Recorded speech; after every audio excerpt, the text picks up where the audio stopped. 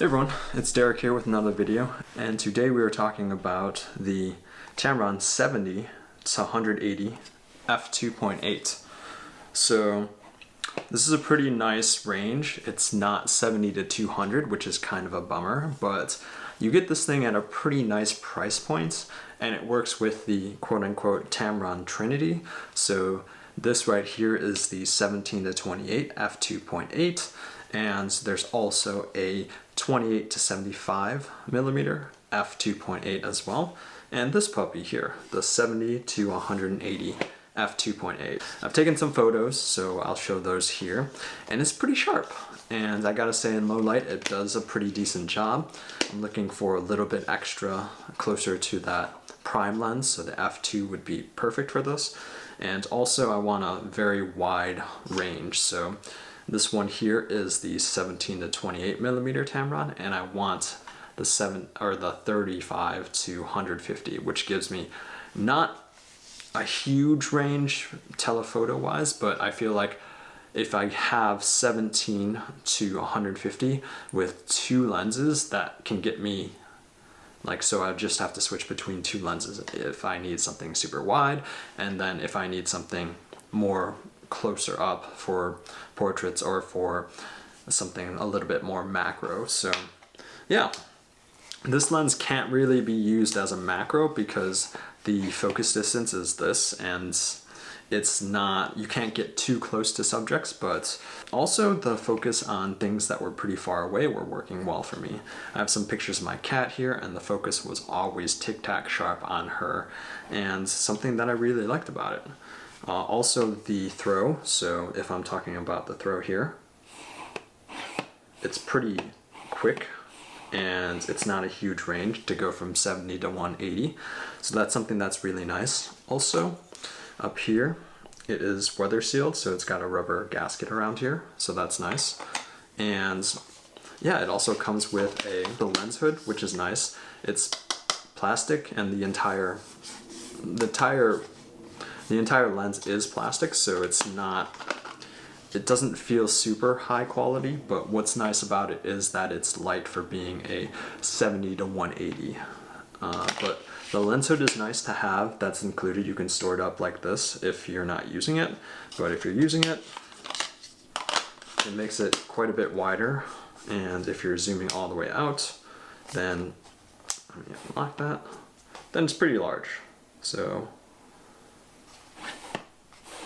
there aren't any real buttons on here, so the only thing that you'll see here is a lock, so you can only lock it when it's at 70 millimeters. So that's one thing to note here, is that this is really to prevent this sort of thing from happening.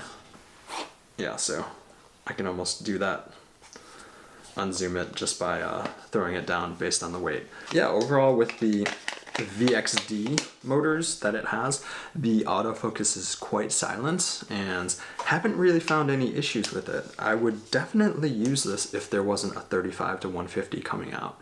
Some of the video that I had with this, because this is not a stabilized lens, with the Sony a7 IV, with the in-body stabilization that it has, it works really well, and then also with the active stabilization it works very well. So I would say you won't really run into any issues unless you're shooting maybe video footage for stabilization and walking around. But if you're standing still or hand holding it and standing still, it works pretty well. And say if you start moving around, then you'll probably run into some issues, and you might want to find like a 70 to 200 that has lens stabilization. Another thing to quickly note is that the thread on here is 67 millimeters, so that's something that's nice, that is the same across the board for these, the holy trinity of the Tamron lenses. They're all the same thread, so if you're looking for the same ND or UV filters on this particular lens setup, you can use them across the 17 to 28, the 28 to 75, and the 70 to 180. So that's something that's really nice that they've done here with this particular lens. And also the lens caps will all fit on the same ones too, so if I have to use the one on this one and the one on this one, you can switch them and then yeah, it becomes nice and easy. And yeah, if you break one of these lens hoods, then you can switch them and put one onto the other one. So that's something that's really nice that I wish more third parties as well as Sony would do to make that the same. But I'm sure there's another reason. The focus is pretty easy here.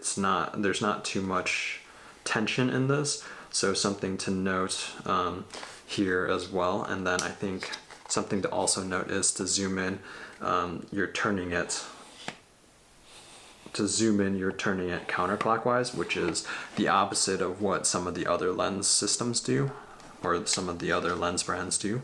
So something to note as well is, for all of the Tamron lenses, it's turning it counterclockwise to actually zoom in.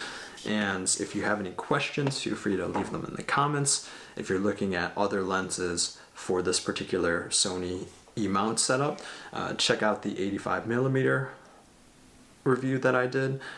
And I've also done a couple other reviews on the 50mm, so check out those as well. So with that said, thank you for watching, and I will see you in the next video.